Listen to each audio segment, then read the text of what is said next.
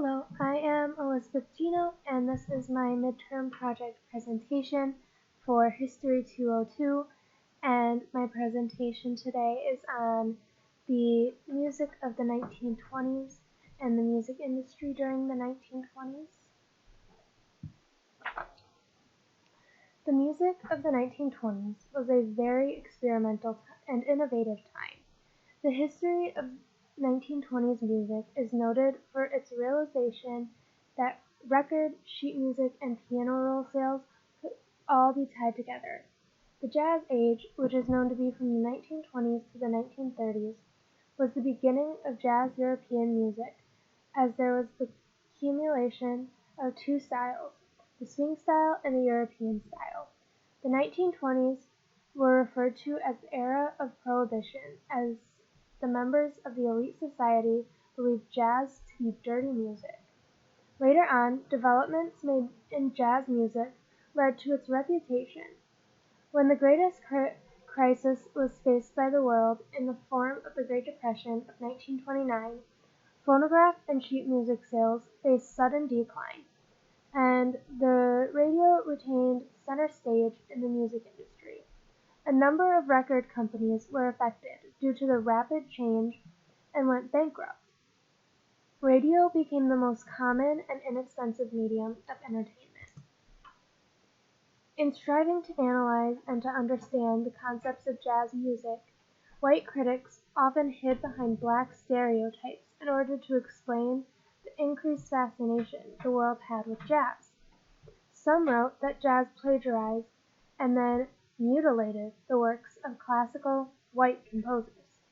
Still, other composers maintained that jazz was dangerous or unhealthy.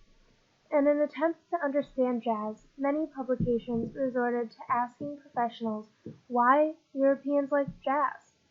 And since jazz was acclaimed in Europe as a form of musical liberation, magazines turned to composers, doctors, educators, and even the black populace to explain jazz. What remains consistent in the reports on jazz is not the ultimate dislike of the music, but the political and social dislike of the black population.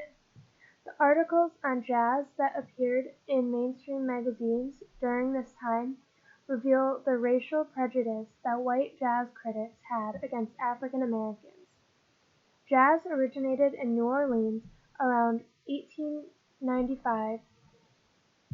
It came from the African American community and was a form of blues. Soon, white Americans began to pick it up too, and the mix of European and African styles formed a new genre of jazz that was wholly American. The 1920s were an essential period for jazz music because it was a time for experimenting and inventing. Known as the Jazz Age or the Roaring Twenties, this era led to many new developments in the music world. Jazz became known for including a lot of improvisation because the original jazz musicians could not read music. The new music also brought about a new instrument, the saxophone. Now that they had the help of national radio, jazz musicians were able to spread their music and popularize jazz in America. Jazz music also introduced new and famous dance moves, such as the Charleston, the cakewalk, and the turkey trot. Jazz bands played at dance halls, like the Savoy in New York City, pictured on the left, and the Aragon in Chicago, pictured on the right. Both of these pictures show what these dance halls looked like in the 1920s. Radio stations and phonograph records carried their tunes to listeners across the nation. Some older people objected to jazz music's vulgarity and depravity, but many in the younger generation loved the freedom they felt on the dance floor. The jazz of New Orleans spawned variations of different parts of the country, especially Chicago, Illinois, where jazz musicians played in speakeasies, pictured on my screen right now, which were also known as illegal bars. They also played in dance halls. The Jazz Age encouraged vigorous dances, of which the Charleston was by far the most popular. As jazz evolved throughout the decade, other musical genres took shape, including blues and swing, which would become more popular in the next decade. The 1920s was the decade that marked the beginning of the modern music era. The music recording industry was just beginning to form, and a myriad of new technologies helped to create the way music was made and distributed. The way music was recorded changed in the mid-1920s, when the acoustical recording process was replaced by the electrical process.